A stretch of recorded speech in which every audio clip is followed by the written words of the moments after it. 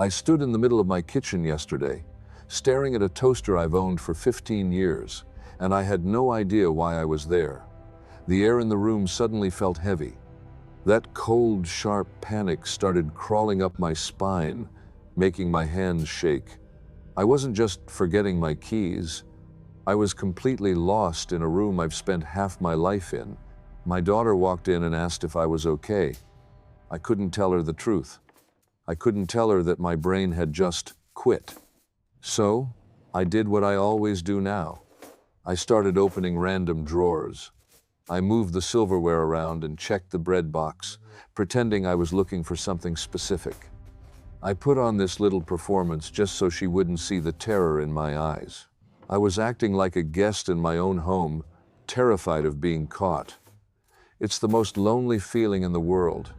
You're standing there, surrounded by your own photos and your own furniture, but you feel like an intruder, like an imposter. Everyone tells me it's just part of getting older. They give it those cute little names like senior moments and tell me to do more crosswords, but they don't understand the psychological toll. Every time I go blank like that, I feel a piece of who I am being rubbed out, like a chalkboard being wiped clean, one word at a time. It's as if my soul is being erased while I'm still standing here. I started realizing that this wasn't just my birthday candles catching up to me. It felt deeper. It felt like my life was being stolen in broad daylight, and I was too embarrassed to even ask for help. I was terrified that one day I'd walk into that kitchen and I wouldn't even recognize the faces in the pictures on the wall. If you felt that cold shiver, you know exactly what I'm talking about. It's not just aging, something else is happening. I couldn't just sit there and wait for the lights to go out. I spent 6 months and nearly my entire savings account chasing ghosts. I saw the top neurologists in Boston. They gave me expensive scans. They gave me patronizing smiles. It's just the tax we pay for living a long life, one told me, scribbling on a clipboard without even looking up. I wanted to scream, because it didn't feel like a tax. It felt like an execution. So I stopped looking in hospitals. I started looking where the rules of aging didn't seem to apply. My search for a real answer took me far away from Western medicine, leading me to the high, thin air of the Himalayas, specifically a region called Ladakh. I had heard rumors of an order of monks who maintained razor-sharp minds well into their 90s. I expected to find frail elders resting in silence. Instead, I found Tenzin. They called him the eagle-eyed elder. He was 92 years old, but he was reading ancient manuscripts with the speed of a teenager, reciting thousands of lines of scripture from memory without a single hesitation. He possessed a level of mental silver sharpness I hadn't seen in men half his age. When I looked into his clear, piercing eyes, I saw no fog. But when he looked at me, he saw right through my polite smile.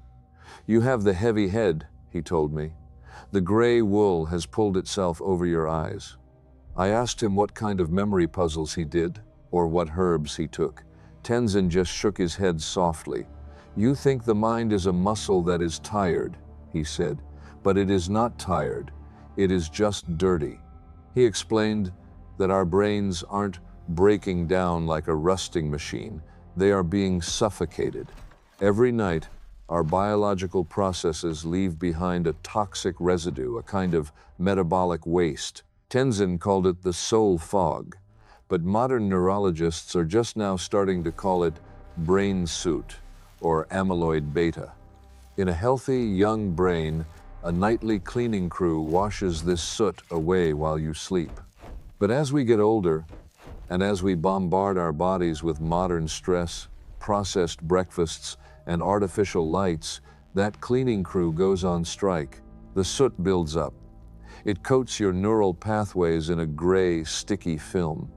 It hardens into what Tenzin called cognitive calcification. When you walk into the kitchen, the electrical signal in your brain tries to jump across the synapse to remind you why you are there. But it hits that thick wall of hardened soot. The spark dies.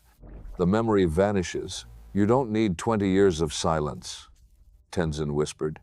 You only need the first 15 minutes of the sun. He showed me a specific one, 5-minute morning sequence used by his order to manually power wash the brain. He called them the 3 awakening triggers: the flush, the spark, and the shield. It wasn't a puzzle. It wasn't a pill. It was a precise biological combination of hydration, specific neurobic movements to build a neural bypass, and exact early morning light exposure. I was skeptical. I'm a man of science. But I was also desperate. The first morning I tried Tenzin's sequence, I felt a strange, cool sensation at the base of my skull. It felt like someone had cracked open a window in a stuffy room. By the third day, the heavy air in my kitchen was gone. I knew exactly where my car keys were. I knew exactly why I was there. By the 7th day, the gray wool wasn't just lifting. It had evaporated. I reached for my phone, and for the first time in months, I typed in my PIN without hesitating. The numbers weren't hidden behind a wall of fog anymore. They were just there. I wasn't just remembering things. I was present. I was confident.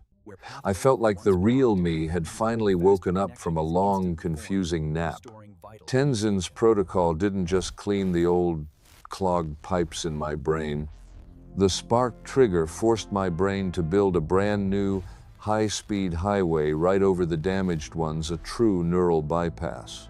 I realized I couldn't leave this secret in the mountains. There are millions of people just like you, who are mourning themselves while they're still alive. People who think they're losing it when they're actually just being suffocated by biological soot. When I returned home, I spent months condensing everything Tenzin taught me into a simple, step-by-step blueprint. I call it the Crystal Brain Protocol. It is the exact 5-minute daily routine to dissolve the brain soot, build your neural bypass, and reclaim your independence. But before you start, we need to know exactly how much cognitive calcification has already built up in your pathways. You need to know if you are dealing with a light fog, or if your cleaning crew has completely stopped working. I've put together a short, free neural clarity assessment. It takes less than 60 seconds to complete. It will show you exactly what stage your brain is in and your current risk level. Once you finish, I'll hand you the exact Crystal Brain Protocol designed to flush the sludge out of your specific situation. You don't have to accept the fog. You don't have to feel like an imposter in your own home. Click the link in the pinned comment or the description below to take your free assessment right now. It is time to turn the lights back on. I'll see you on the inside.